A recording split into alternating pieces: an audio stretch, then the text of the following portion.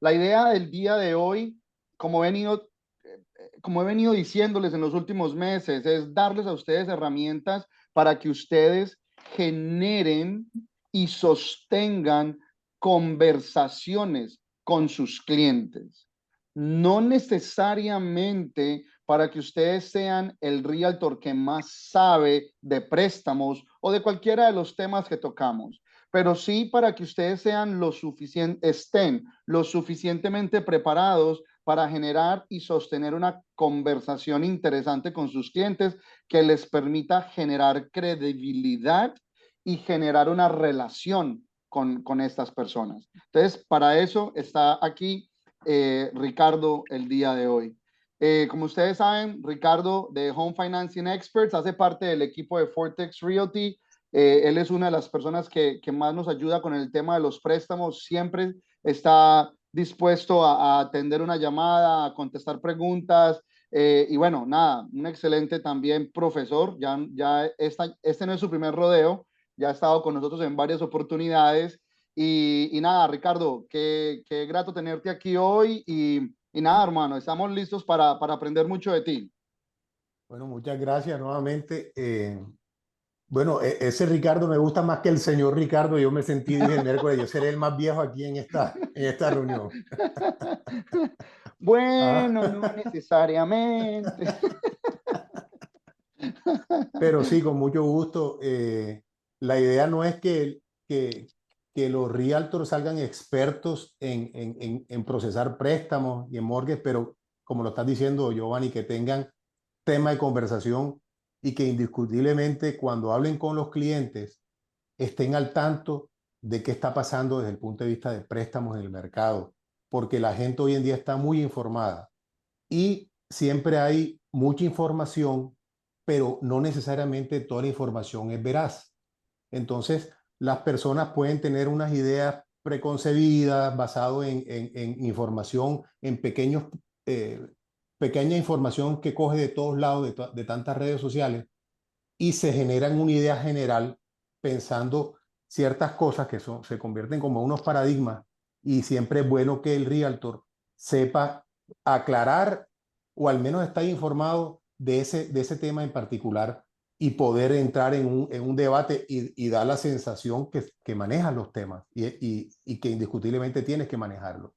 Correcto, correcto. Listo, Ricardo, vamos a calentar motores con una pregunta, pero análisis también al mismo tiempo. Ponnos en contexto, por favor, de cómo termina y lo caótico que fue el 2024 desde el punto de vista de préstamos, tasas de interés, regulaciones se cambiaron, en fin, y cómo arranca el 2025 en la estabilidad que está arrancando el tema de los préstamos, el tema de las tasas de interés. Ponnos en perspectiva, por favor, para que entremos en materia, porque tengo una cantidad de preguntas. Hoy sí, mejor dicho, hoy sí vas a sufrir aquí conmigo con todas las preguntas que te tengo. Ok, bueno, como lo comentaste, Giovanni, al inicio, el 2024 fue un año de choque, en el cual la gente venía acostumbrada a tasas de interés bajas, que veníamos después de la pandemia y esas cosas, tasas de interés del 3%, del 2%, del 4%, gente que venía con esa idea, y cuando hubo una alza de interés tan fuerte como la que hubo comparado con las tasas de interés que venían, la gente comenzó a frenarse, comenzó como a entrar en cuestionamiento, y ya hoy en día, el 2025, ya la gente se acostumbró que las tasas de intereses actualmente están todavía dentro de un 6,5%, inclusive en ciertos préstamos podemos estar dentro del 7%, y la tendencia indiscutiblemente es a bajar. Entonces ya la gente, ya cuando tú le hablas de un 6,5%, hasta un 7%, ya no es un choque tan fuerte como cuando el año pasado, en el 2024, sobre todo a mediados, veníamos de unas tasas de interés tan bajas en el 2023 y esas cosas. Era un choque bien fuerte y eso generaba desconfianza en las personas y comenzaban como que a no querer comprar o refinanciar para esperar que las tasas volvieran a las tasas que existían en el 2023 después de la pandemia.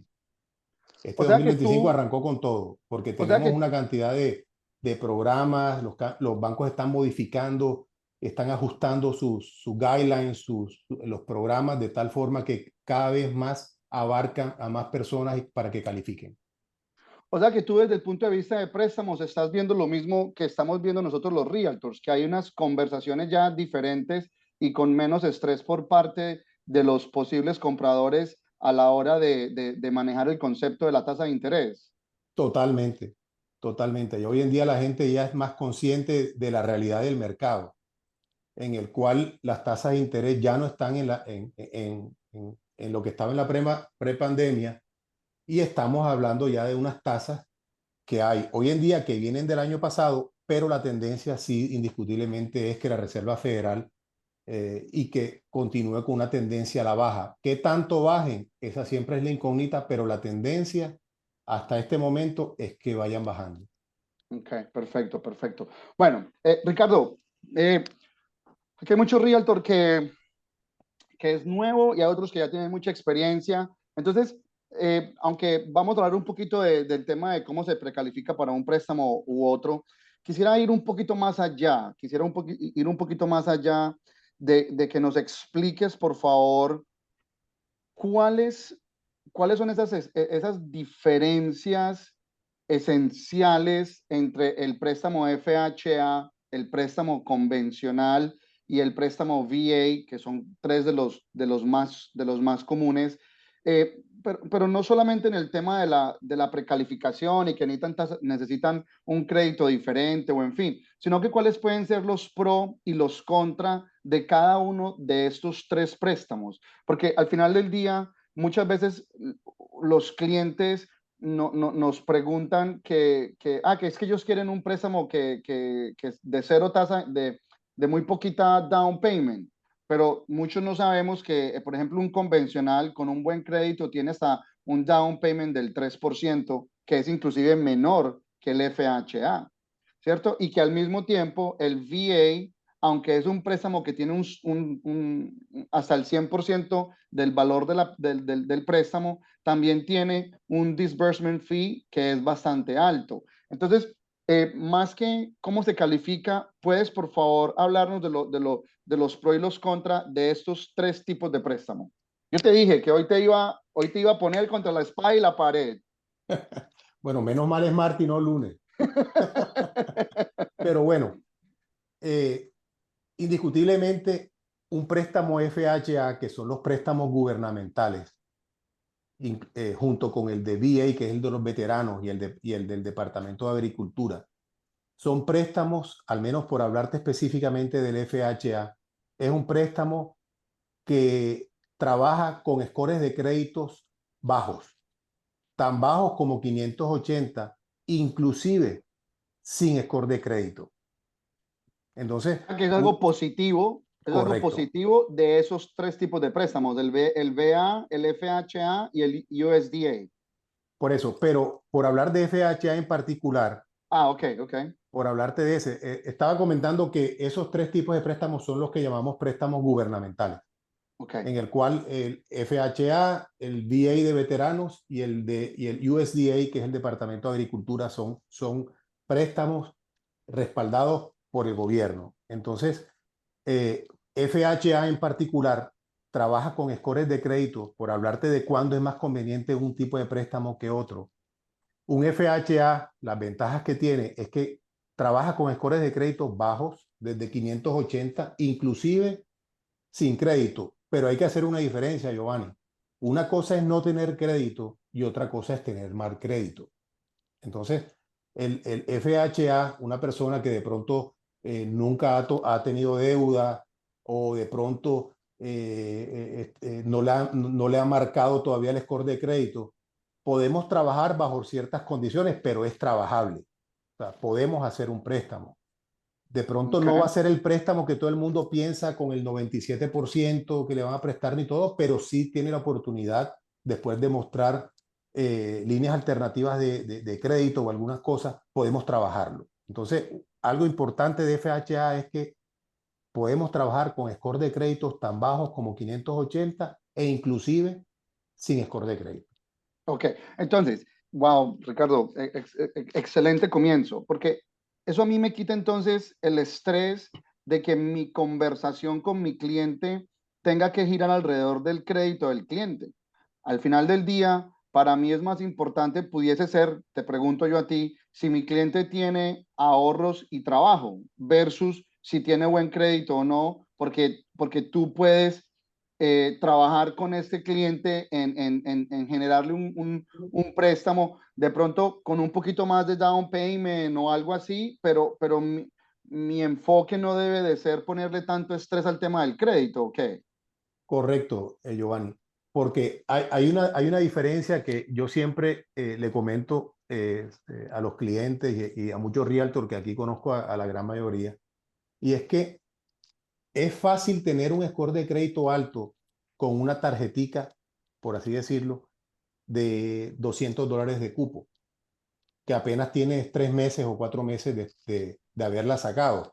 Tú puedes tener ahí un 740 de credit score, pero no es lo mismo ese mismo que una persona viene batallando ya con el tiempo, con el crédito y tenga un 700, que ya viene varios años, ha cogido préstamos de carro, tarjetas de crédito, ha cogido préstamos de, de muebles y una cantidad de cosas. Entonces, el score de crédito como tal, no es tanto el enfoque en la conversación como estás comentando tú, porque en cuanto a score de crédito, la gente piensa que el score de crédito nada más, como que todo el mundo me dice que tiene 700 de credit score. ¿Cómo está tu crédito? No, Sí, tengo sí, sí. 700, tengo un cliente que tiene más de 700 de credit score, pero no es nada más el hecho del score de crédito. En FHA podemos manejar score de créditos bajos, ¿verdad? Ahora, una persona que tiene 580 de credit score, que es como comenzamos en FHA, por así decirlo, hay que mirar qué gravedad en el crédito presenta. O sea, si ha tenido una bancarrota, tiene collection, hay que mirarlo, pero en términos generales podemos trabajar, eso sí, mirando qué está ocasionando que se le bajó tanto el crédito, porque definitivamente un score de crédito de 580 no es bueno. O sea, estamos hablando Correcto. con un score de crédito bajo. Pero si reúne los requisitos en el cual lo que lo afectó el crédito está dentro de los parámetros, podemos hacer el préstamo. Ahora, O sea, no hay nada que la plata no pueda solucionar. En otras palabras, si la persona tiene mal crédito, pero tiene buenos ahorros para suplir de pronto la necesidad de un down payment mayor o de unas reservas o alguna cosa, el préstamo se pudiese hacer. exactamente, porque ahí Excelente. entra a funcionar, Giovanni, lo que llamamos factores de compensación. Entonces, los factores de compensación son ese tipo de factores adicionales que hacen que de pronto el mal crédito ya no se vea tan malo porque él tiene bastantes ingresos, porque tiene bastantes ahorros, porque tiene otro tipo de cosas que compensan esa falla, por así decirlo. Correcto, correcto. Bueno, ahora danos un punto positivo del convencional. ¿Cuál es una razón interesante para que un cliente decida tomar un convencional versus un FHA? Bueno, un convencional tiene la ventaja, sobre todo en lo que yo veo, primero en el tipo de propiedad, porque cuando nos vamos a todos los criterios de calificación de un préstamo, la propiedad tiene un peso específico. Por ponerte un ejemplo, los condominios. Entonces, por FHA, por decirte algo, encontrar condominios o comunidades aprobadas por FHA, porque tienen que estar aprobadas, es bien difícil porque son muy pocas, sobre todo en la Florida. Entonces, a veces, independientemente que el cliente tenga un buen crédito, tenga muchas cosas positivas, pero si la propiedad no califica, de pronto no está aprobada por FHA, un préstamo convencional puede ser una alternativa, siempre y cuando también la comunidad cumpla con ciertos requisitos de Fannie Mae y Freddie Mac, que son este tipo de préstamos. Entonces, FHA es mucho más estricto en cuanto a los requisitos de las propiedades. Los convencionales FHA, Fannie Mae y Freddie Mac son un poco más flexibles, pero también hay que cumplir con ciertos requisitos. Y yo miraría por ahí una ventaja, y la otra ventaja que le veo es que en los préstamos convencionales, el mortgage insurance que se paga, si tu valor del préstamo con respecto al valor de la propiedad está en el 80%, tú pudieses quitarte ese pago o no tienes que incurrir en ese pago. Entonces, que con FHA, el mortgage insurance está incluido dentro del préstamo por mínimo 11 años, dependiendo de cuánto down payment diste y ciertas condiciones, si no es que es por todo el tiempo. Ok, listo, perfecto. Entonces, no necesariamente hay un préstamo ideal para los clientes. Hay que darle la oportunidad al cliente de que se siente a hablar contigo como loan officer para que tú le corras los diferentes escenarios, tanto de lo que puede calificar por temas de ingreso o si quiere mantener la posibilidad de no tener que pagar mortgage insurance después de un tiempo, porque en el FHA sí hay que quedarse con ese mortgage insurance. Entonces, el préstamo ideal para el cliente es ¿cuál? Para el que califique, Correcto. ¿cierto? O sea, Así es, así es. El préstamo es exactamente así lo has dicho. el préstamo Así ideal es. es para el que uno califique. Ok, perfecto. Bueno, y el VA, algo interesante del VA.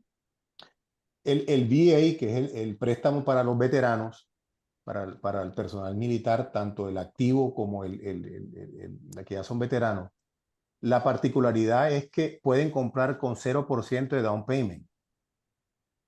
Y el monto que pueden comprar depende de la elegibilidad de ellos, de un certificado que ellos les otorgan o le dan allá en el departamento de VA. Entonces, esa es una tremenda ventaja. No necesitan entrar con down payment. Ok, perfecto, perfecto. Bueno, Ricardo, una pregunta. Cuando, cuando nosotros como realtors, y yo siempre estoy diciéndole al equipo de que no salgan a mostrar propiedades si no tienen una preaprobación, ¿cierto? Porque pues uno debe de saber para cuánto está calificada la persona. Ahora, cuando ustedes hacen la precalificación, ustedes precalifican al cliente para un monto de propiedad o lo precalifican para una hipoteca mensual, para un valor mensual de hipoteca. ¿Cómo se calcula? O sea, ¿por qué para mí como realtor es importante saber para cuánto está calificado el cliente y si la importancia está en el monto de la propiedad o en el pago mensual? Ok, primero, Giovanni, quiero hacer una diferencia que es bien, parece elemental, pero es un error muy frecuente entre una precalificación y preaprobación. Por favor, explícanos. Sí, la precalificación es un análisis por encima, por así decirlo, basado en información verbal que nos da el cliente. Entonces, una precalificación, a veces decimos que no se le niega ni al peor enemigo. Una precalificación es algo que se da basado en información verbal, no hay verificación de nada. Cuando hablamos de una preaprobación, ya estamos basados en documentos, en score de crédito, ya hemos revisado ingresos, y hemos revisado una cantidad de información en la cual ya tenemos cada vez más certeza del préstamo como tal. Entonces, no es lo mismo una carta de precalificación que de preaprobación, al menos para tenerlo claro, y los realtors siempre deberían tratar de conseguir la preaprobación, porque la precalificación no tiene un soporte, un sustento basado en documentos, sino en información verbal y la gente, ¿cuánto ganas tú? Yo me gano tanto, pero realmente cuando nos vamos a los documentos a verificar, no gana lo que pensó. O ciertos tipos de ingresos que tenga, por hablar del overtime o los bonos o esas cosas, tienen un criterio específico de análisis y no es el que la persona está pensando. Entonces, esa aclaración sí quería hacerla, Giovanni. Excelente aclaración. Levanten la mano los que tienen cámara si ponen ahí en el chat de si entendieron esta diferencia, porque me parece supremamente importante. Ricardo, qué buen aporte, hermano. De verdad, verdad, supremamente importante esa diferenciación. Ok, listo. Entonces, la idea, aguántame un segundo. Entonces, Ok. la idea es que cuando nosotros te llamemos a ti, eh, te pidamos la preaprobación, porque ese es el documento que ya tú te tomaste el tiempo de pedir la documentación y hacer el análisis financiero de la persona para realmente darnos una idea real de dónde estamos con ese cliente. Preaprobación. Correcto, preaprobación. ¿Ok? Preaprobación, precalificación es la que te digo que es basada en información no verificada. Ok, perfecto. Un segundito, Ricardo. Dale. Están haciendo preguntas en el chat. Ok, Yo las estoy aquí guardando y las voy a ir haciendo a medida que vayamos, para que no se me, pues, para que todos los que las están haciendo no crean que estamos ignorando las preguntas, sino que las voy a ir haciendo a medida. Y como una de esas preguntas la hizo Armando y Armando me cae mal, entonces Armando queda de último. Mentira, mentiras. Bueno, volvamos entonces. Te preguntaba lo de qué te estaba preguntando. de cuando uno hace una preaprobación, Ah, que correcto, uno, correcto. Si se aprueba para monto, si se aprueba para el monto de la propiedad de $500,000, por decir algo, o si tú realmente haces una preaprobación en base a un pago mensual de mortgage. ¿Cómo se calcula eso? es que básicamente el criterio es que estés dentro del pago mensual, es el que te indica hasta qué máximo monto de propiedad puedes comprar, porque tienes que estar dentro de ciertos parámetros dependiendo de cuál programa estás aplicando. Entonces, de pronto, una de las ventajas que me quiero devolver un poquito a FHA, al programa FHA, Giovanni, es que ¿Ok? permite una mayor capacidad de repago o de adquirir deuda. ¿Qué significa eso? En FH, por ejemplo, en FHA, dependiendo, personas con un buen score de crédito pueden inclusive tener una mayor nivel de endeudamiento con respecto a una persona que de pronto no tenga ese score de crédito tan bueno. Entonces, FHA permite una capacidad de endeudamiento más grande o más alta que con respecto a otro tipo de programa, por ejemplo, Fannie Mae o Freddie Mac. Entonces, esta es otra ventaja y uno siempre se va porque el pago mensual, incluyendo principal, interés, taxes, seguros y asociación, si es que tiene, esté dentro del parámetro. Entonces, basado en eso, uno hace el estimado y comienza a mirar hasta qué es el mayor monto de compra que una persona puede afrontar. Correcto. Entonces, ese punto es importantísimo porque cuando nosotros nos llegue la preaprobación de Ricardo y en la preaprobación dice preaprobado hasta por $500,000, nosotros tenemos que llamar a Ricardo y preguntarle, Ricardo, pero entonces el pago mensual de esta persona, para la cual esta persona está preaprobada, ¿es de cuánto? O sea, está preaprobado por 3,500 mensuales o 3,800 mensuales o 4,000 mensuales, no lo sé. Eso hay que tenerlo en cuenta, porque cuando yo salgo a mirar propiedades, yo tengo que tener en cuenta si los impuestos, los property taxes que la propiedad tenga, y tengo que tener en cuenta si la propiedad está en zona de inundación o no, tengo que tener en cuenta si está en asociación o no, y cuánto puede ser la asociación de esa propiedad, porque esos ítems se suman al pago mensual de principal e interés. Entonces, yo puedo mostrarle a mi cliente dos propiedades de $500,000, porque eso es lo que la carta dice, pero resulta que una de esas propiedades está en una asociación y esa asociación es de $300 el mes. Esa propiedad probablemente no va a calificar Correcto. porque va a sacar a mi cliente del pago mensual para el cual está preaprobado. ¿Es así, Ricardo? Correcto. Y también no es lo mismo una propiedad, así sea la misma de 500, que esté en una zona de inundación, que además del seguro, tiene seguro de inundación y tras eso tiene asociación. Entonces, la misma propiedad de 500 puede quedar fuera de parámetros simplemente porque tiene esos gastos adicionales que no lo tiene otra misma de 500 que esté ubicada en una zona diferente. Correcto. Correcto.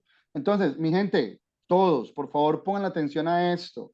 No es solamente entender el monto del préstamo como tal, sino que hay que preguntarle a Ricardo cuál es el monto del pago mensual para el cual califica la persona. Porque en base a eso, miren, ¿qué sucede?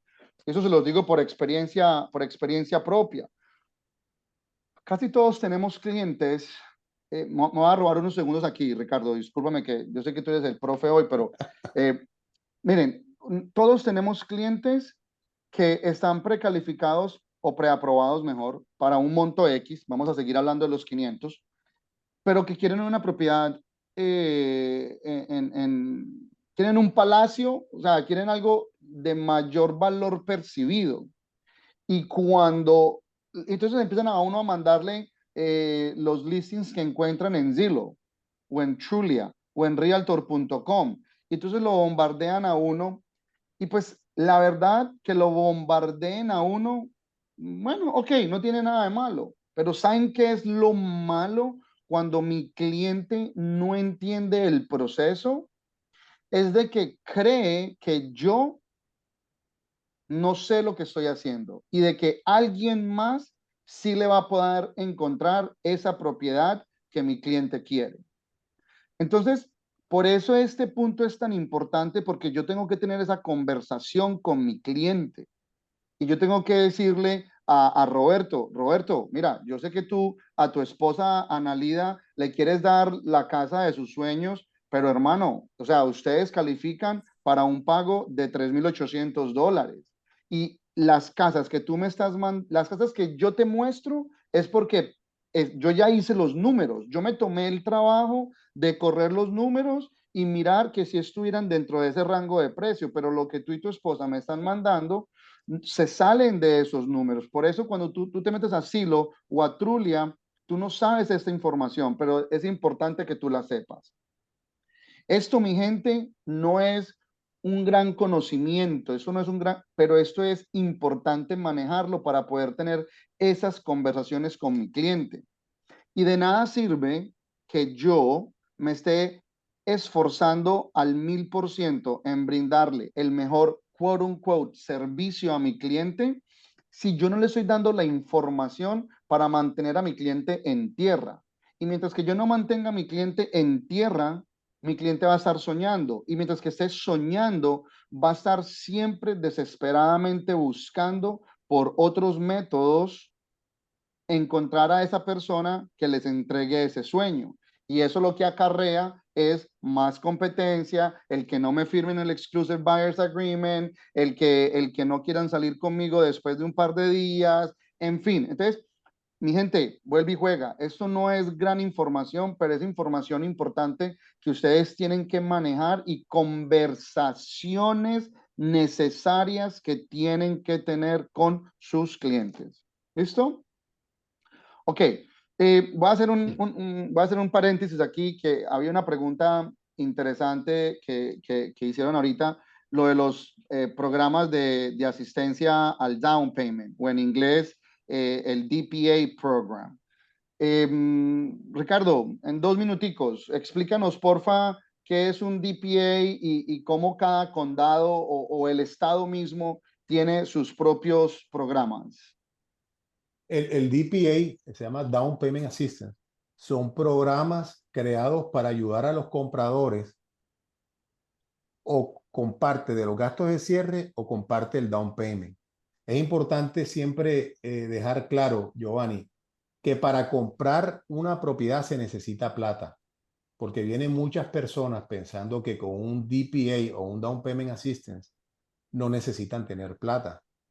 Los programas Down Payment Assistance contribuyen, dependiendo del tipo de programa, con un 3 o con un 5% para gastos de cierre o para down payment, pero recuerden que comprar una propiedad incluye down payment más gastos de cierre, que estamos hablando que en un programa convencional hay que tener el 3% mínimo de down payment si la persona califica, más gastos de cierre que están dentro de un rango también que más adelante podemos tocar los gastos de cierre, pero están en un rango de un 2, un 3, un 5%. Entonces, estamos hablando que siempre es necesario tener plata para comprar. Los programas de Down Payment Assistance, hay muchos condados que tienen su tipo específico de Down Payment Assistance o de ayuda para la compra de las propiedades y tienen unos delineamientos específicos. También tenemos bancos aquí en Home Financing Experts que tienen ellos mismos programas de Down Payment Assistance y ayudan o contribuyen a los compradores con los gastos con parte de los gastos de cierre o con parte del down payment. Correcto. Y me voy a quedar ahí contigo un segundo que ya me acordé de una pregunta que me hacen constantemente y la quiero traer aquí a colación. Pero quiero responder a Dorina que hace la pregunta de qué pasa con aquellos loan officers que dicen o realtors que dicen compra con 0% de down payment. Es precisamente eso, Dorina, y todos. O sea, la posibilidad, ojo con la palabra que estoy utilizando, la posibilidad de alguien comprar con 0% de down payment no significa que no hay gastos de cierre, porque son dos cosas totalmente diferentes y ahorita vamos a hablar de eso un poquito más. Y esa posibilidad existe porque yo puedo juntar un FHA con del 3.5 de down payment o puedo juntar un convencional con el 3 y el 5% y tener la posibilidad de calificar para un programa de Down Payment Assistance, ¿cierto? Y ese programa de Down Payment Assistance me va a ayudar a cubrir esa diferencia, ese 3%, 3.5 o 5% del down payment. Pero down payment o cuota inicial es totalmente diferente a gastos de cierre. Y por eso Ricardo hace tanto énfasis en el de que para uno comprar hay que tener plata. O sea, no tiene que ser uno millonario, pero no podemos pretender entrar en una casa de 300 o 500 mil dólares y llegar con una mano adelante y una mano atrás. Eso es mentira, eso es falso de toda falsedad. Entonces, aclarando esa pregunta, Luz Marina, Luz, Luz González pregunta por el programa NACA. NACA es otra cosa totalmente diferente, Luz. Eso lo podemos abarcar en otra conversación porque es bastante extenso. Pero, Ricardo, me quiero quedar aquí un segundo. Y todos, pongamos la atención a este tramo de esta reunión porque creo que va a aclarar muchas cosas. Hablamos del DPA y hablamos de que el DPA es un programa del gobierno estatal o federal que ayuda a cubrir o gastos de cierre o cuota inicial, ¿cierto? Que son dos cosas diferentes. Ricardo, hablemos de de esas ayudas de gastos de cierre o down payment, ya sea que vengan por parte de la constructora o por parte de un vendedor, de una reventa. Hay límites a esas ayudas, ¿correcto? Correcto. Los programas tienen sus topes para lo que llamamos seller contribution, si esa es la parte que estamos hablando, Giovanni. Sí, correcto. Seller Ok. contribution. Entonces, para programas de FHA es permitido hasta el 6% de seller contribution. Quiere decir que acepta hasta que un vendedor contribuya con hasta el 6% para los gastos de cierre. En los programas convencionales, lo que es Fannie Mae y Freddie Mac, depende. ¿Y de qué depende? Del down payment que se dé. Cuando tú das un down payment menor, ¿verdad? Del 10%, te permiten hasta el 3% de seller contribution. Cuando estamos hablando hasta el 75, hasta el 80%, te permiten el 6%. Y cuando es menor todavía, cuando una persona está dando el 30 y 35%, hasta el 9% es permitido. Entonces, el seller contribution no necesariamente, independientemente, si el vendedor está dispuesto a dar el 6%, pero si los delineamientos del programa, en este caso, si a través de un préstamo de Fannie Mae, la persona está prestando un 97% del valor de la propiedad y el vendedor le quiere dar un 6%, no lo acepta el programa, máximo el 3%. Entonces, Sí. quiero que sepan que el seller contribution, por el simple hecho de que lo estén dando, no quiere decir que el programa lo acepta o está dentro de sus parámetros. Correcto. Y esto va muy de la mano, gracias Ricardo por esa aclaración porque me parece supremamente importante. Y esto va muy de la mano, mi gente, cuando estamos trabajando en New Construction, que nos topamos con un builder que dice, qué sé yo, para una casa de 400,000 y está dando 30,000 de gastos de cierre, supuestamente. No es así. ¿Por qué? ¿Por qué no es así? Porque para una casa de 400,000 adhiriéndonos a las regulaciones del FHA, no a las regulaciones de Ricardo Suárez, sino a las regulaciones del FHA, lo máximo que ese builder pudiese darle a el comprador sería $24,000 en un FHA. Y lo máximo que podría darle en un convencional sería de $12,000. Entonces, ¿qué pasa con el resto del dinero? El resto del dinero lo que hacen es de que se lo aplican al valor de la propiedad para reducir el valor de la propiedad, pero eso no tiene nada de malo, eso no tiene nada de malo, sino que tenemos que nosotros entender como realtors cuáles son esos límites, porque mi cliente, yo no puedo llevar a mi cliente a un new construction pensando que le van a dar $30,000 para gastos de cierre y que le dijeron que me pasa mucho y que el loan officer le dijo que los gastos de cierre eran 35,000. Y entonces mi cliente solamente necesita 5,000 y para el día, pues cuando ya van a hacer el día del cierre, resulta que tiene que traer 10,000 o 11,000 o 12,000 a la mesa. ¿Por qué? Porque el máximo límite de Select Contribution permitido por el programa es del 6%. Entonces, esta información es importante para que sepan ustedes tener, o para que sepan, no, para que puedan tener conversaciones eh, informadas con sus clientes. Ok, voy a quedar aquí en este mismo tema del down payment. Eh, Siempre hay muchas dudas, Ricardo, cuando una persona ya tiene una casa y quiere comprar una segunda propiedad, de cuál es el down payment. Mucha gente piensa que porque ya tiene una casa y va a comprar una segunda propiedad, entonces esa segunda propiedad tiene que ser con el 20% de down payment, donde no es así. Depende cuál va a ser el uso de esa segunda propiedad que va a comprar. ¿Puedes, por favor, explicarnos un poquito ese tema? Porque, por ejemplo, ayer tenía esa clienta que me llamó, que no sabía si yo estaba todavía en real estate o no, me llamó diciendo que ya casi tenía el 20% para el down payment para su segunda propiedad. Y yo, pero ven, ¿cómo así? Mío, no, es que como es mi segunda casa, pues siempre me han dicho que tengo que tener el 20% y no es así necesariamente. ¿Puedes elaborar ese concepto, Ricardo, por favor? Correcto.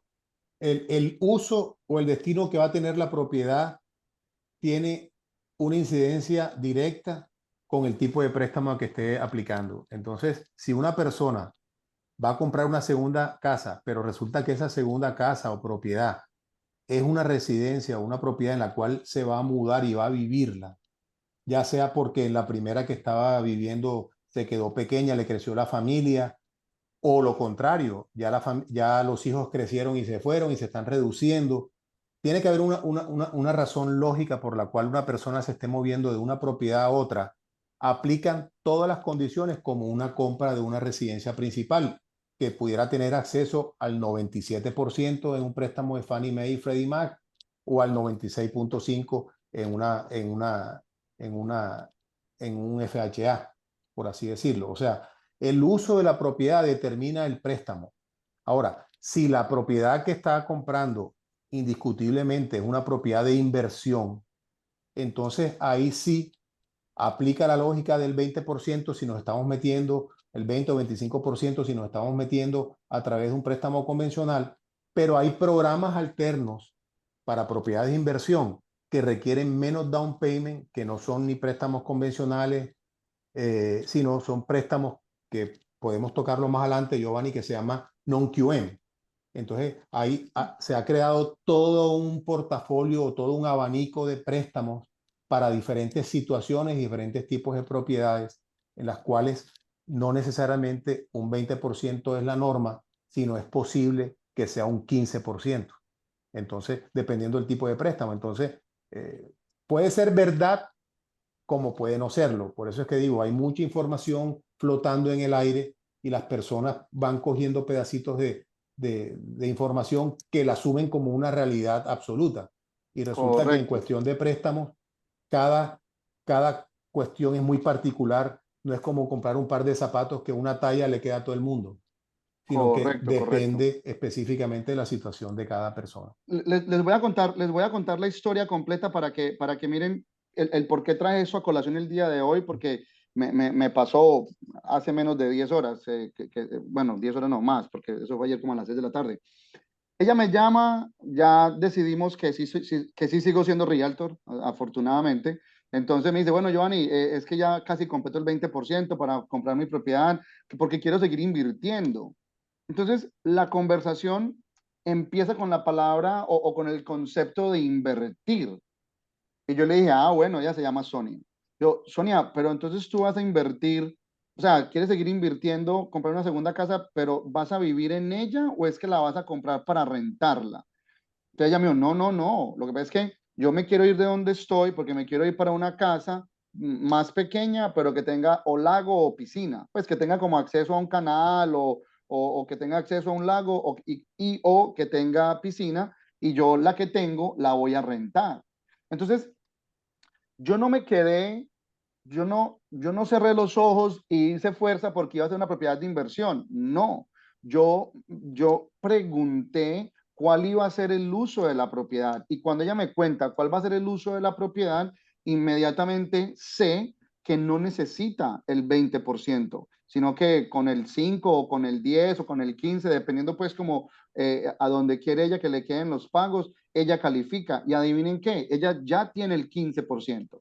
Entonces, Ricardo, esa es una personita que el día de hoy tenemos que precalificar para saber hasta cuánto puede comprar. Pero les hago este ejercicio es porque es muy importante que cuando alguien utiliza la palabra inversión o que quiero seguir invirtiendo, ustedes no asuman esa palabra o ese concepto a carta blanca, sino que indaguen un poquito acerca de cuál es el propósito de esa segunda compra o tercera compra, porque es que yo igual puedo tener 3 o 4 propiedades de inversión ya en este momento y yo puedo de todas maneras tener la posibilidad de comprar una cuarta o quinta propiedad como residencia principal. Si esa residencia tiene el uso de residencia principal. ¿Es correcto, Ricardo? Sí, y que tiene que haber una razón lógica por la cual decidas mudarte a esa propiedad. Porque también hay que tener, por ejemplo, cambió tu sitio de trabajo, o como digo, o creció la familia, o te está reduciendo porque la familia creció, o tiene que haber algo que justifique porque de pronto en donde estás viviendo tienes una residencia principal, vamos a suponer, una casa con piscina, o tienes toda una casa y de pronto vas a decir que vas a comprar un apartamento de un solo cuarto y esa va a ser tu residencia principal.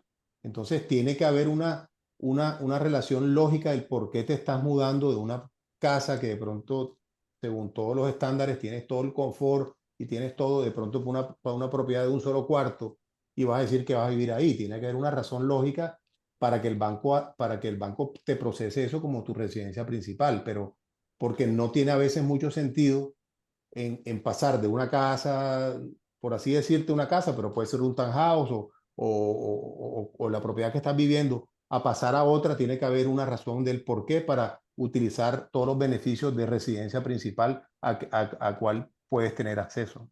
Ok, perfecto. voy a aclarar, están haciendo preguntas similares, las voy a aclarar aquí rápidamente. Si yo tengo mi casa, es mi residencia principal y decido comprar otra propiedad que voy a dejar esta, la voy a dejar rentada y me voy a ir para la otra a vivir.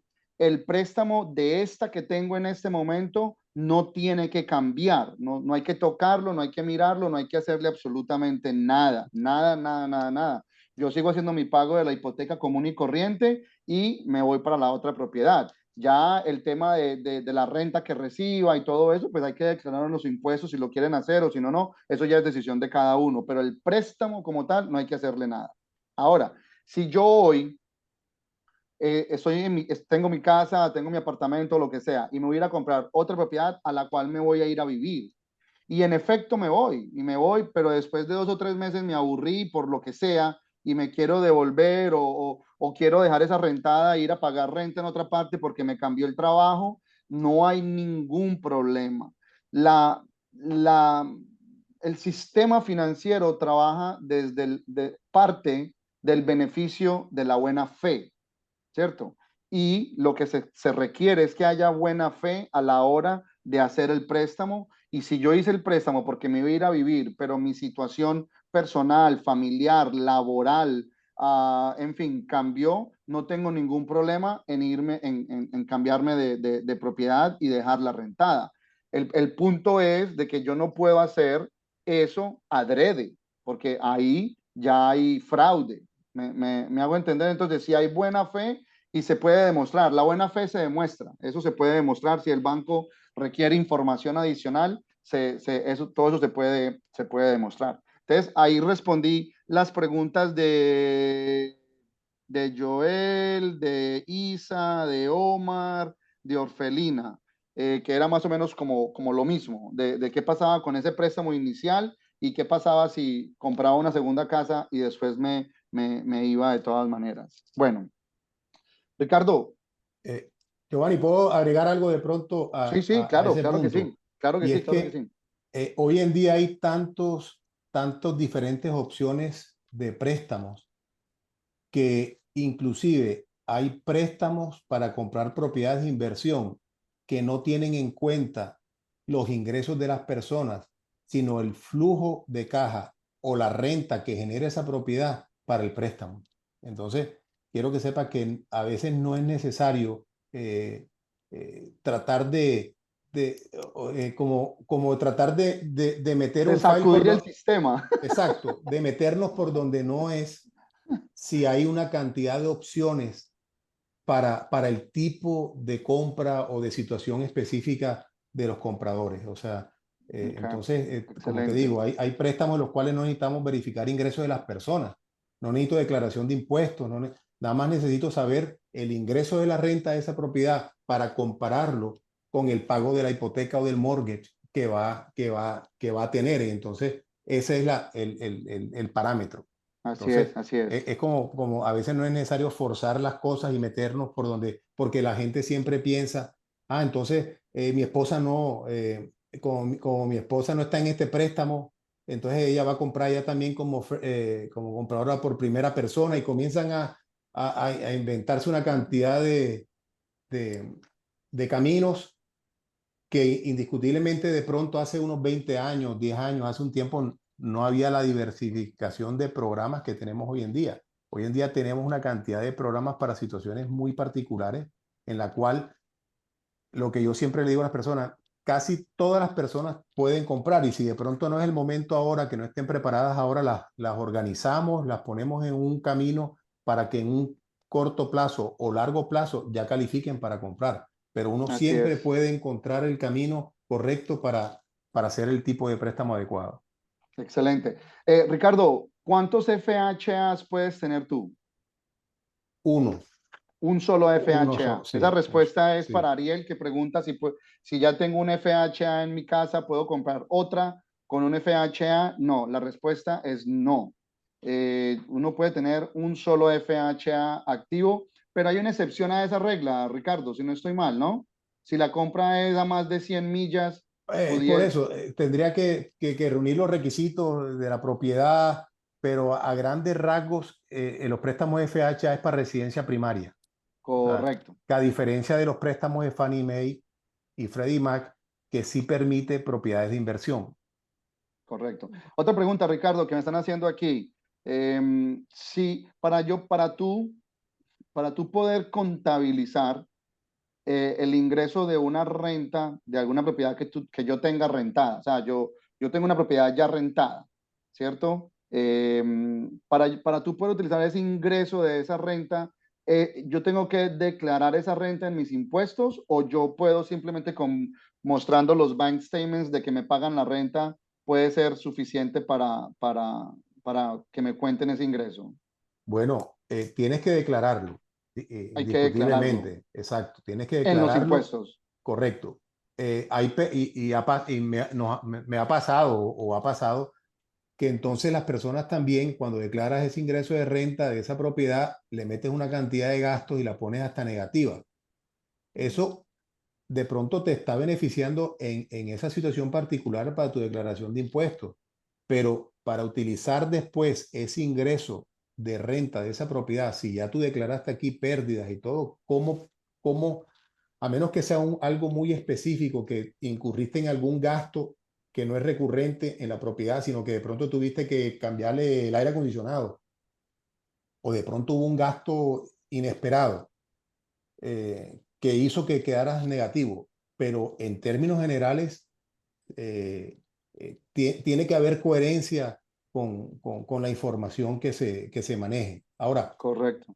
los bancos, sobre todo cuando estamos hablando de los préstamos convencionales, no tienen en cuenta el 100% de los ingresos de la renta, sino tienen en cuenta el 75% de los ingresos de la renta. ¿Qué significa eso? Que si alguien tiene una propiedad de alquiler o la propiedad esta que estás viviendo, la vas a poner a alquilar porque tú vas a comprar una nueva. Y tú dices, no, es que esta propiedad yo la puedo alquilar en 3.500 por decirte algo. El banco no va a tener en cuenta esos 3.500 sino va a tener en cuenta, una vez que se verifique que realmente ese es los comparables de la renta de la propiedad, el 75% de ese ingreso para compararlo con el pago del mortgage de esa propiedad para saber si estás positivo o estás negativo. Entonces, son parámetros que no es necesario que ustedes sean expertos en eso, pero sí quiero que sepan que en determinados programas el ingreso de la renta nada más se tiene en cuenta el 75%. Hay otros en los cuales, como los que hablamos ahorita de los que tienen en cuenta el ingreso de renta de propiedades de inversión, ahí sí van al 100%. Pero eso es dependiendo del tipo de programa en el cual se está aplicando. Ahora, también agreguemos una cosa para que aclaremos dos conceptos. La respuesta que Ricardo nos dio es sobre el escenario de que yo ya tengo la casa rentada Ujú, y ya lleva siendo rentada 6 meses, un año o en ujú. fin. Otra cosa muy diferente es cuando yo vivo en mi casa y estoy pensando en comprar una segunda propiedad para irme a vivir a ella y dejar esta rentada. ¿Cómo yo demuestro el ingreso de esa renta? Eso es con un lease, Ricardo, ¿correcto? O sea, Correcto, pero de la casa en la cual yo estoy viviendo, que voy a dejar apenas haga el cierre de esa segunda propiedad. ¿Así es? correcto. Necesitas tener un contrato ya una persona que vaya a vivir ahí, ya tengas un contrato de compromiso y idealmente que tengas ya los cheques de depósito de seguridad depositados en tu cuenta, lo que usualmente se pide en las rentas, como puede ser un depósito de seguridad o el primer mes o algo en el cual ya muestre que la propiedad va a estar rentada y no que, porque el banco no puede, dentro del análisis, no puede, dentro de su análisis financiero, que tú tengas una responsabilidad que no estás teniendo un ingreso de renta porque se te incrementa o se te disminuye la capacidad de repago porque tus ingresos tienen que estar comprometidos en el pago de una obligación que ya tienes adquirida. Correcto. Entonces, este escenario es para cuando yo estoy viviendo en mi propiedad y quiero comprar una segunda propiedad. Obviamente, la propiedad, si yo la estoy viviendo, no la tengo rentada. Si no la tengo rentada, no tiene por qué estar en mis impuestos. ¿Sí? Entonces, el banco Correcto. a mí me suma ese ingreso con la copia del contrato y la copia de un cheque ya canjeado de que el contrato es real. Ok, listo, perfecto. Eh, una pregunta, Ricardo. ¿Hay alguna forma, o más que forma, como fórmula, mejor? ¿Hay alguna fórmula genérica, por decirlo de alguna forma, que yo pueda tener una idea de cuál es el PMI o el MI de un préstamo para yo podérselo calcular, para yo poderlo calcular con mi cliente. Usualmente en FHA utilizamos el 0.05 del valor del préstamo. Ok, 0.05 0.5, sí, multiplicado por el el valor valor del del préstamo, préstamo. Y correcto, ese es lo que me daría el equivalente al mortgage insurance de esa propiedad. Ahora, correcto, cuando estamos hablando, y eso es un PMI, y cuando estamos hablando de MI en préstamos convencionales, no hay una fórmula exacta porque tiene que ver mucho con el crédito de la persona. exacto, exactamente. Entonces ahí es imposible calcular cuál puede ser el MI en un préstamo convencional. Bueno, aquí me están haciendo preguntas de precalificación y cosas así, pero antes de hacer esa pregunta, quería hablar de una cosa, Ricardo. eh, PMI y MI. MI es MI Mortgage Insurance para convencional, préstamos convencionales.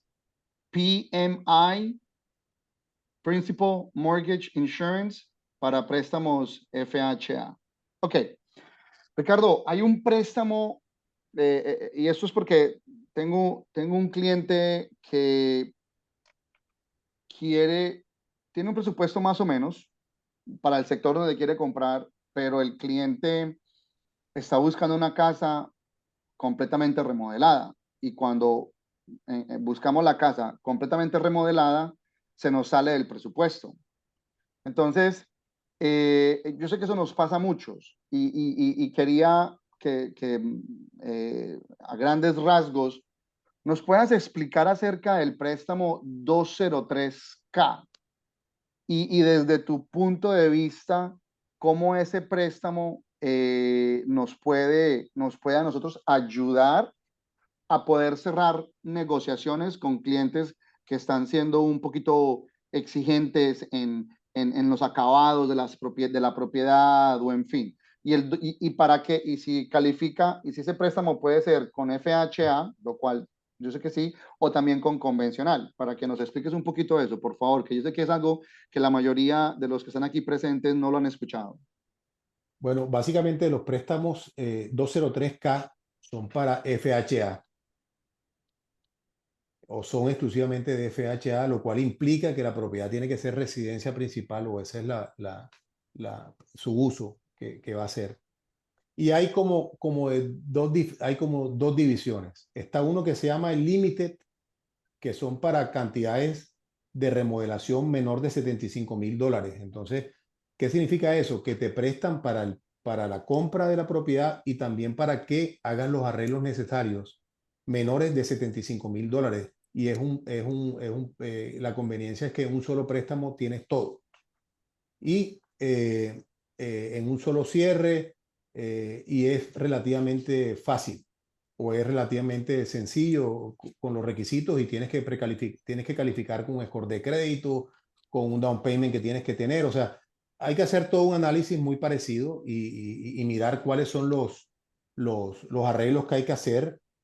Usualmente son más que todo para hacer mejoras que no son ninguna reparación estructural ni nada de esas cosas. Estamos hablando de pronto eh, Eh, ponerle, ponerle más bonita la cocina, ponerla más bonita, poner los pisos. O sea, estamos hablando de cuestiones mucho más que no son estructurales. Cosméticas, correcto. Exactamente, No, no es para adiciones necesariamente, sino que es para reparar lo ya existente. correcto. Este préstamo lo traigo a colación es porque en aras de negociaciones, si yo estoy en una propiedad que de pronto hay que cambiarle el techo, de pronto hay que cambiarle la unidad de aire acondicionado. Es una propiedad que a mi cliente le sirve por la ubicación, por las dimensiones de la propiedad, por la distribución de la propiedad, porque tiene un patio lo suficientemente grande para luego colocar un RV y tener una renta adicional. O sea, si esta propiedad aparte de que tiene un techo viejo o aparte de que hay que cambiarle la unidad de aire acondicionado y hacerle algunas mejoras de cosmetiquería, cumple con todo lo demás, es una opción el tener esa conversación con mi cliente y Ricardo y hablar y mirar si este cliente calificaría para ese tipo de préstamo para que mi cliente pueda beneficiarse de las bondades que esa propiedad pueda tener para mi cliente.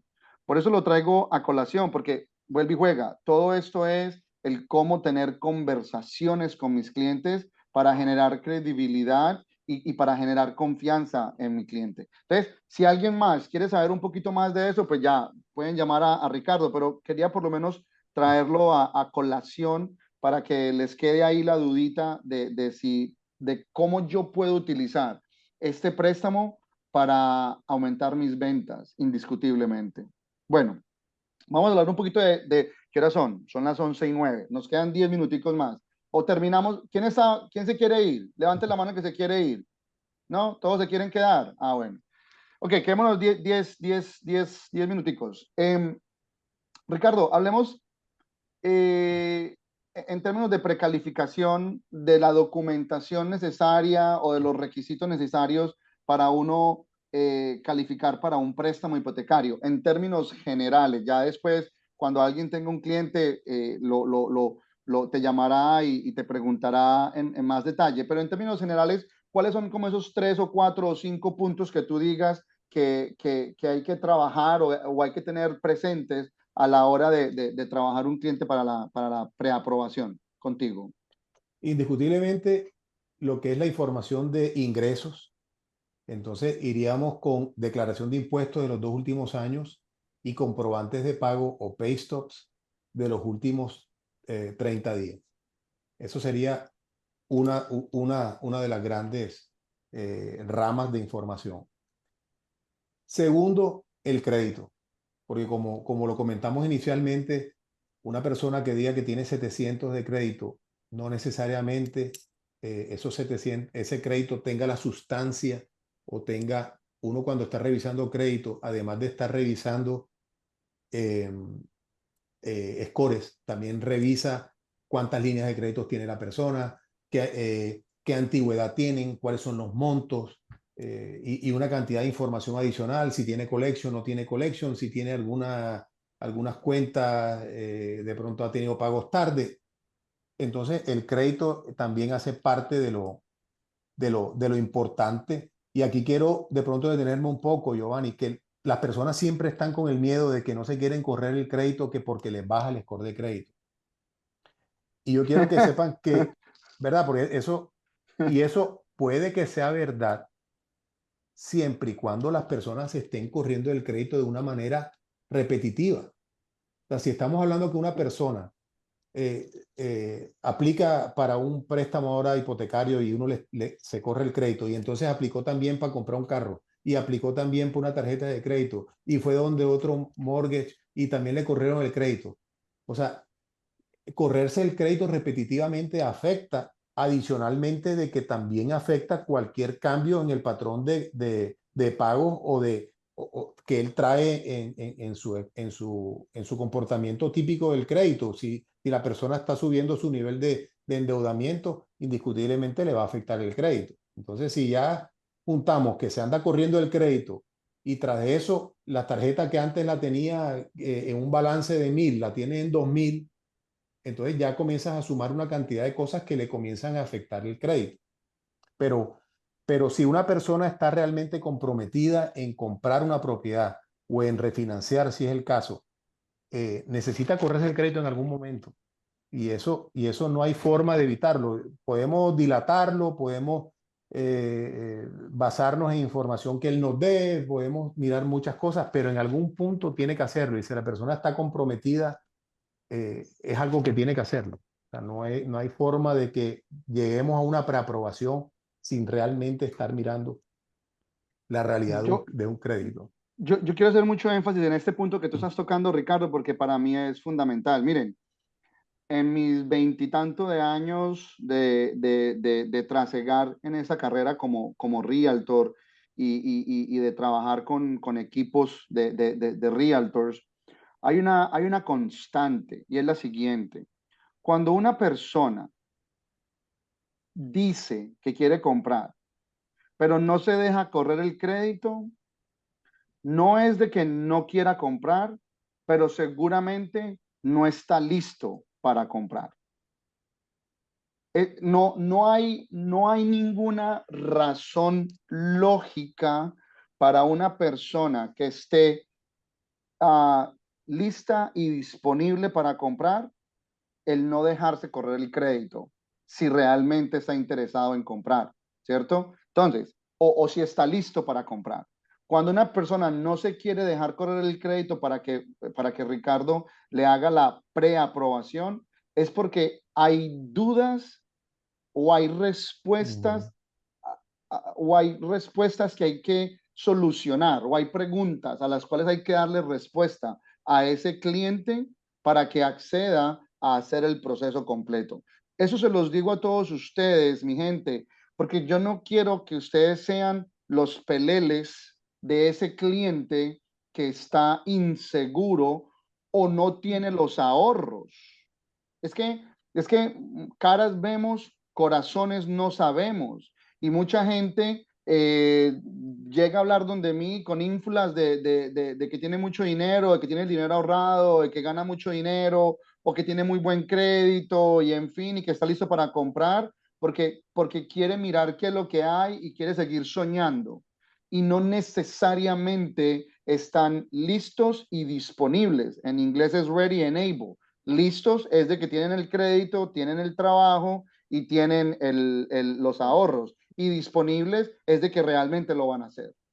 Entonces, cuando ustedes tengan a una persona que no se quiere dejar correr el crédito, y eso es un tip de ventas que voy a agregar aquí, tienen que confrontar a esa persona en buena onda, pero tienen que confrontarlo y decirle, Amilcar, llevamos 2 semanas hablando de tú querer comprar. Tú sabes muy bien que se necesita los ingresos que los tienes, el crédito que lo tienes supuestamente, los ahorros que los tienes. Los ahorros. Lo único que me falta es poder correrte el crédito para mirar entonces para cuánto calificas. Entonces, dime qué te está impidiendo el que te corran el crédito para darte la preaprobación. Y Amilcar se va a ver en la necesidad de tenerme que decir, vete para el carajo, o Giovanni, mira, la verdad es que no estoy tan seguro, estoy es como mirando. Ah, bueno, perfecto, miremos. Pero entonces mi corazoncito lo protejo, no echándome la culpa a mí o echándole la culpa a Ricardo de que es que somos muy exigentes y queremos correr el crédito y que mi cliente tiene la razón. No, mi cliente tiene toda la razón, pero yo también tengo el derecho a saber realmente dónde está mi cliente en el proceso de la compra. ¿Me, me entienden? Dígame si sí, si no, si me captan el mensaje, porque al final del día, este ejercicio es también darles el empoderamiento a ustedes de que no les manipulen las conversaciones, de que no les manipulen las relaciones, porque cuando ustedes se dejan manipular por un cliente, ustedes le están haciendo un daño a ese cliente. ¿Por qué?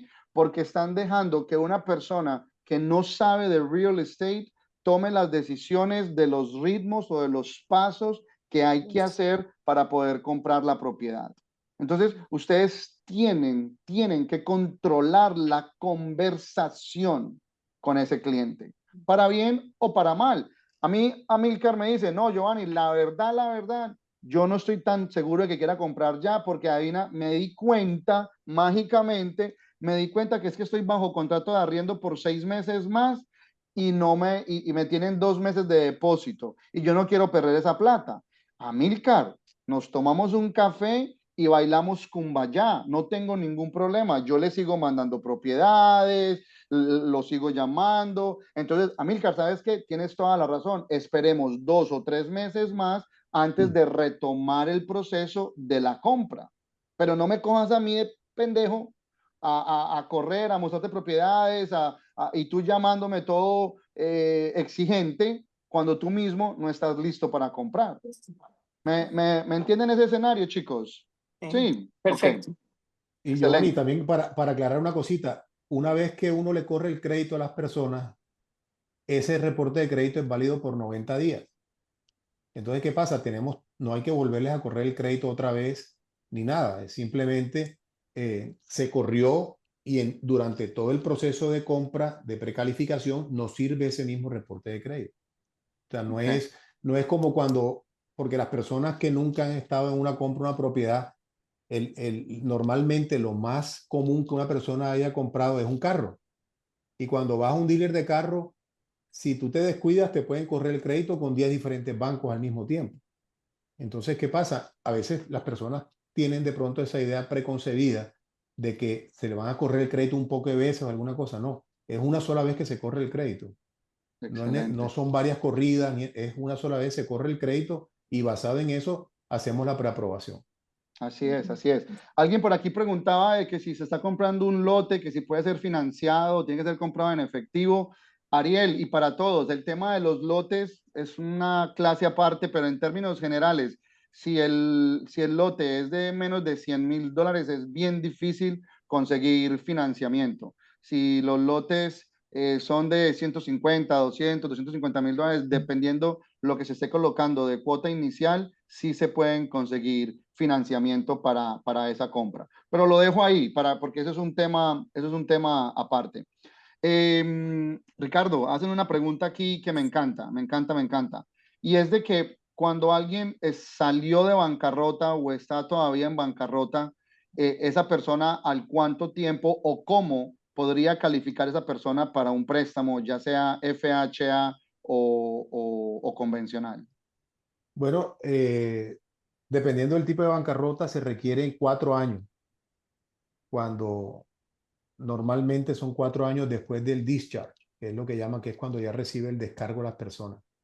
Eh, Inclusive hay una bancarrota que es la bancarrota número 13, que es en la cual las personas están en un acuerdo de pago que usualmente son 5 años. Yo no estoy, esto ya es para abogados, esto es simplemente información general. Si el trustee, que es la persona de la corte, está de acuerdo y lo aprueba, pudieras comprar, pero a veces no tiene sentido que si estás en bancarrota quieras comprar una propiedad. Pero en términos generales, después del discharge, que es cuando el caso ya fue descargado o fue cerrado, se requiere que pase 4 años. 4 años para convencional y 2 años para Ujú. FHA. Sí, y 2 para FHA, correcto. Correcto. Entonces, la pregunta específica era de que si ya tenía buen crédito o si se podía calificar o no. La respuesta es para Lida y todo. Si la persona tuvo una bancarrota y ya después del discharge date, si quiere calificar para un FHA, necesita 2 años. Y Sí. si es para un convencional, necesita 4 años después del discharge date. Ahora, y corrígeme si estoy equivocado, Ricardo, eso es para calificar para uno de esos dos préstamos, pero hay una infinidad de préstamos que aún Correcto. con bancarrota, aún bajo bancarrota, se puede obtener una preaprobación. Lo que pasa es que implicaría un mayor down payment o reservas o cosas así, ¿correcto? Sí, como por ejemplo cuando pusimos el ejemplo de la bancarrota capítulo 13, por ejemplo, en determinado tipo de programas. Inclusive hay programas que no son los programas convencionales dentro de los non-QM, que de pronto con un año después de bancarrota te prestan, pero no vas a tener los mismos tasas de interés ni las mismas condiciones que un préstamo, ni FHA ni un convencional. Así como ellos hacen excepciones a las normas, así ajustan el interés y el down payment que te requerirían. Pero de Ok, que se puede hacer, siempre hay un préstamo para determinada situación de los compradores, y ese es el mensaje que quiero que sepan. Siempre, sí hay tantas opciones en el mercado hoy en día que es muy raro que una persona no califique. Y si no califica, podemos hacer todo un seguimiento y todo un asesoramiento para que en determinado tiempo esté preparado para comprar. excelente, excelente, excelente. Bueno, voy a cambiar de rumbo un segundito porque eh, vuelve y juega con el ánimo de conversaciones con mi cliente. Ricardo, ¿puedes explicarnos en términos sencillos, por favor? Porque nosotros no somos loan officers, nosotros somos realtors. En términos sencillos, ¿qué tipo de información hay en el documento que se llama un loan estimate? Y qué tanta de esa información está escrita en piedra de que no pueda cambiar para el día del cierre, donde se genera ya el closing disclosure. ¿Qué es el loan estimate y cómo yo puedo darle paz o un poquito de paz o tranquilidad a mi cliente cuando mi cliente ve ese montón de números y todo lo demás? Bueno, un loan estimate o que a veces se dice un good faith estimate También, correcto. es el cual se le da a un cliente sobre, en general, los valores generales del cierre. Ahora, eh, la ley y todas las normas hacen que ese good faith estimate que se está dando esté bastante cercano a la realidad y tenga pequeñas variaciones. Si se sale de ciertos parámetros, hay que hacer todo un proceso. Entonces, no era como era antes, que antes se daba un good faith estimate bien bajo y en el momento del cierre se salían con otros valores y entonces las personas no tenían más remedio que salir corriendo a ver dónde conseguía plata. Hoy en día un good faith estimate está permitido nada más que tenga variaciones en determinados ítems de valores, porcentualmente de valores bien bajos, pero es bastante Correcto. cercano a la realidad que va a ser un préstamo Y de los gastos de cierre. corrígeme si estoy equivocado, pero normalmente cuando hay esas variaciones, son variaciones que el banco no controla, como por ejemplo el precio de la póliza de seguro o el precio del flood insurance, que podría haber, la propiedad podría haber tenido flood insurance y de pronto hasta el tema de las reservas, pero eso son cosas que normalmente ustedes como loan officers ya tienen como unas tablas y esas variaciones, aunque son reales para arriba o para abajo, no son trascendentales a menos que algo diferente hubiese sucedido en la calificación de esa persona. Correcto. La norma dice que uno tiene que buscar toda la información más veraz y de buena fe de hacer el estimado de los gastos de cierre. Pero como dices tú, el valor de una póliza de seguro realmente uno no lo sabe, sino hasta cuando ya encuentras la propiedad y de pronto esa propiedad tiene flood insurance, requiere de seguro de inundación, que cuando hiciste el estimado inicial de pronto no lo pusiste. O el banco cuando ya se acerca el momento del cierre, comienza a hacer unas reservas, que son las famosas reservas de los escrows, en lo cual, dependiendo de la fecha en que tú cierres, así van a ser más o menos esas reservas dependiendo del momento específico del cierre. Entonces pueden haber pequeñas variaciones permitidas por la ley, pero dentro de ciertos parámetros. Ok, excelente, excelente. Si alguien está con el micrófono abierto, lo pueden poner en mute, por favor. Eh, gracias.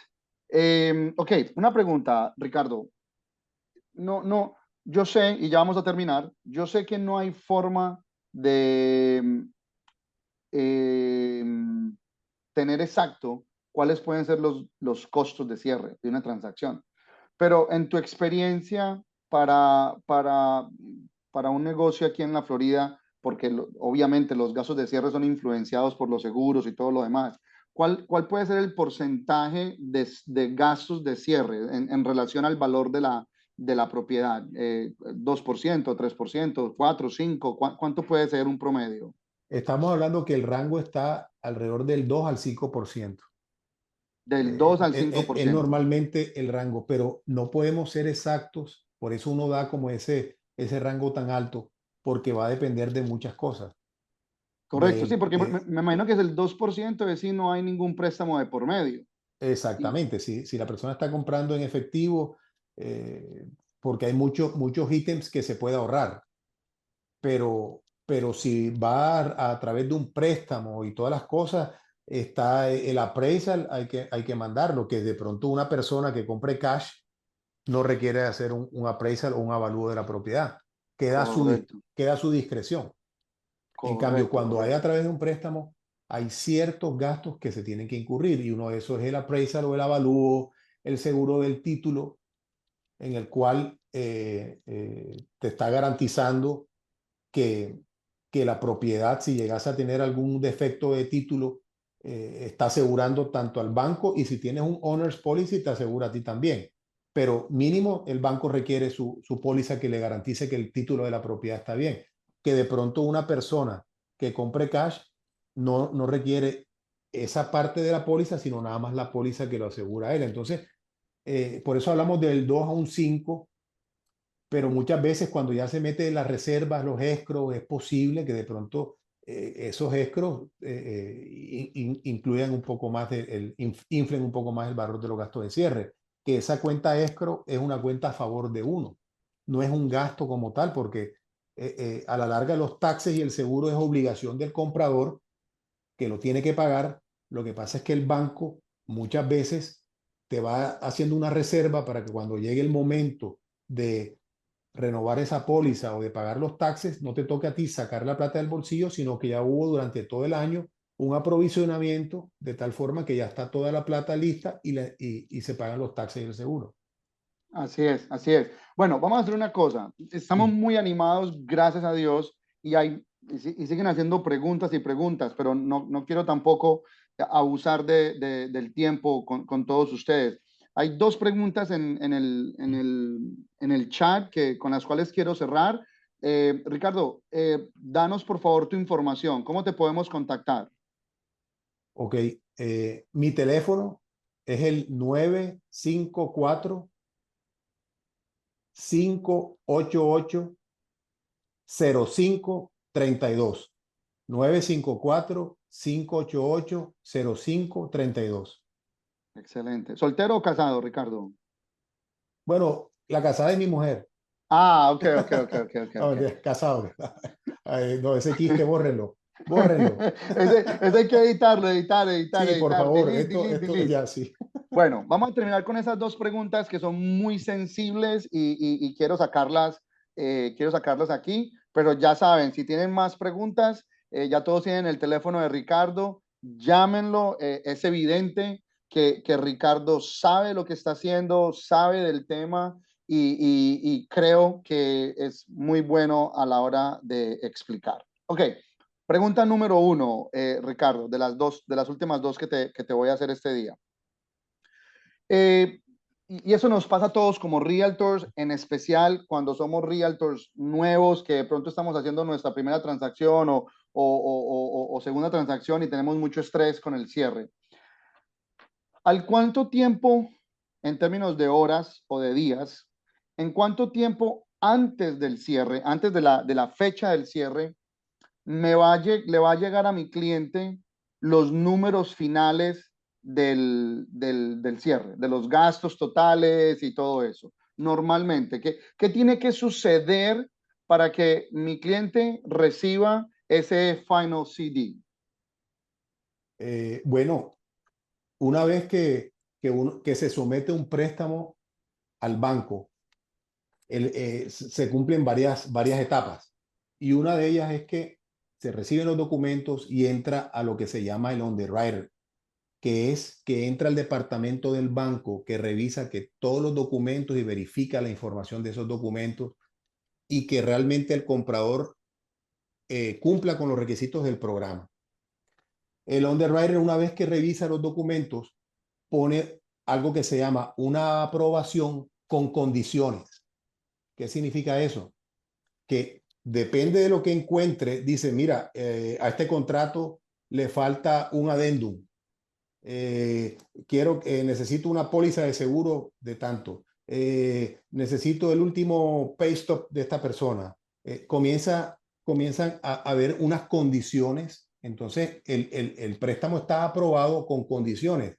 Y en la medida que uno va aclarando o limpiando esas condiciones, el file va progresando y llegamos a un punto en el cual se llama el clear to close, que es el famoso clear to close. Escriban eso Entonces, todo el mundo, clear to close. sí, O el sea, clear to close quiere decir que ya está todo revisado, ya está todo ya satisfecha todas las condiciones que se pusieron para el préstamo. Una vez que tenemos el clear to close, ya el comprador recibe mínimo 3 días de anticipación, 3 días hábiles, recibe el estimado de los gastos de cierre y de todo. Y se procede a cuadrar con la compañía de título y todas esas cosas para cuál es la mejor hora y cuál es el mejor momento para cerrar. Pero entonces, cuando se obtiene el clear to, quiero aquí también como reiterar el tema, cuando se obtiene el clear to close, el loan officer le manda, ni siquiera el loan officer, sino el banco directamente, le manda al comprador, le manda lo que se llama el final disclosure, ¿ok? El CD, el final CD. Ese final CD igual no tiene todos los números exactos, porque ese documento también se lo mandan a la compañía de título. Y la compañía de título balancea todo, escuchen bien, reconfirmando la fecha de cierre, porque todos los números dependen de la fecha de cierre.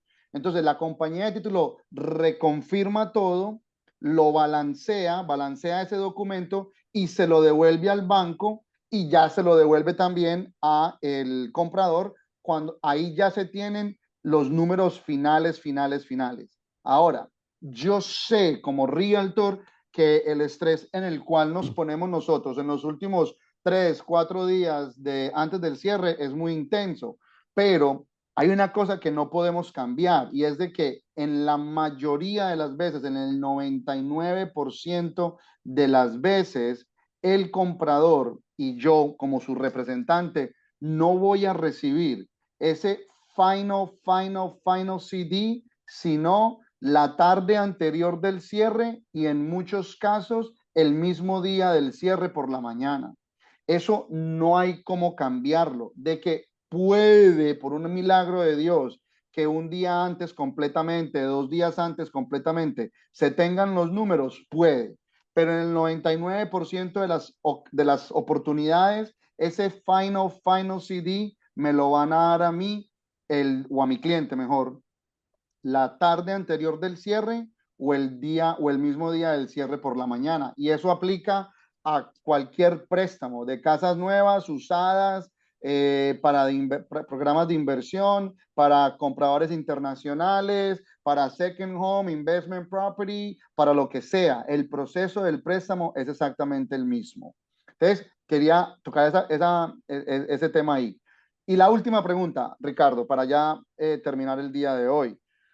Cuando ustedes le dan al cliente el GFE o el LE, el Loan Estimate inicialmente, normalmente se hace, se apunta, o ahí en esa información está una tasa de interés tentativa. ¿Y por qué esa tasa de interés es tentativa? Porque no se ha laqueado esa tasa de interés.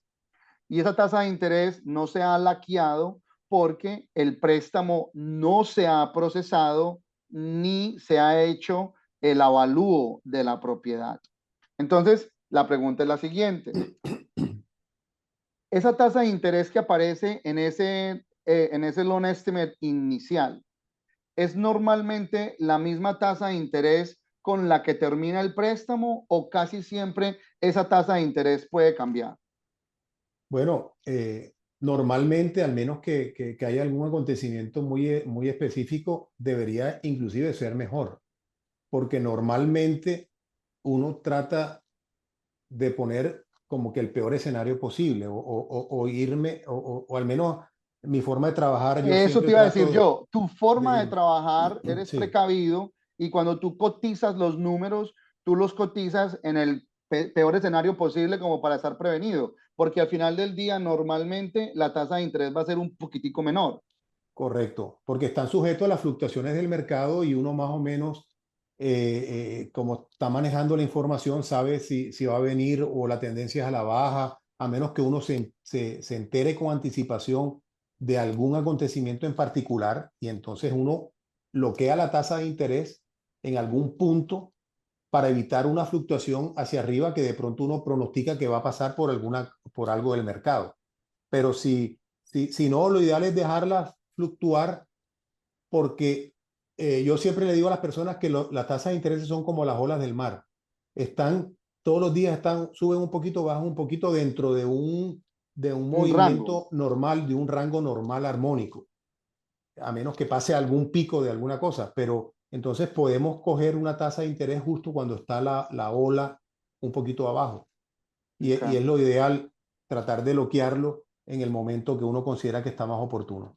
Entonces tú recomiendas, ya esto es más una opinión que una realidad, pero tu opinión es que el cliente debería de tener un poquito de paciencia y dejar flotando el interés hasta más adelante del proceso del préstamo, o tú recomendarías que o si se puede, no lo sé, si un cliente que sea bien intenso con el tema de la tasa de interés lo laquee con 20, 30 días o 40 días de anticipación. Es que, por decirte algo, bloquear la tasa de interés, yo siempre se lo consulto al cliente porque me ha pasado ya por la experiencia que con cara pierdes y con sello también.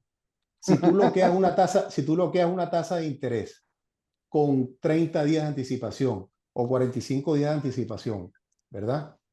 Y, eh, y cuando llegue el momento del cierre, la tasa bajó, ¿quién va a ser el culpable? Este Dice, no, si pechito. la tasa bajó, tal, por aquí se bloqueaste, y uno, Hércules, ¿qué tal? Y si pasa lo contrario, ¿verdad? Si lo deja fluctuar y de pronto se dispara la tasa, al final, hubieras bloqueado a los 30 días, ¿me explico?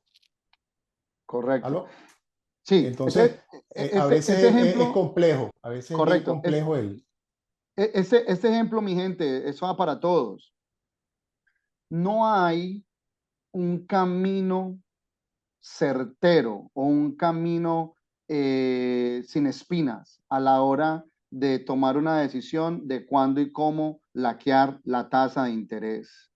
Y esto es importante que ustedes lo manejen porque es importante que ustedes lo socialicen con sus clientes para restarle estrés a la relación loan officer, Ricardo y yo, restarle estrés a la relación Ricardo comprador y restarle estrés a la relación comprador Giovanni Hernández. Porque si mi cliente entiende estas cositas, va a tender a ser más understandable, va a aceptar o va a darle mejor manejo a los iris y venires de las tasas de interés. Pero si yo no digo nada, si yo no pregunto, si yo no me informo, entonces tanto el cliente como yo estamos a oscuras.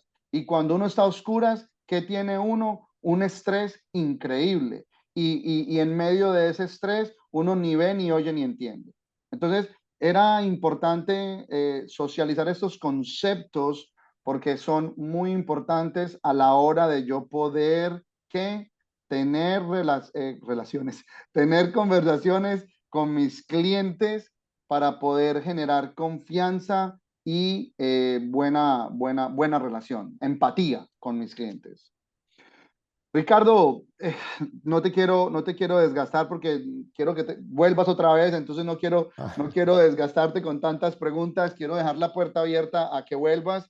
Has sido exageradamente generoso con tu conocimiento, muchas gracias. Creo que ha sido muy beneficioso para todos y nada, excelente clase, creo yo. Démosle un aplauso todos a Ricardo.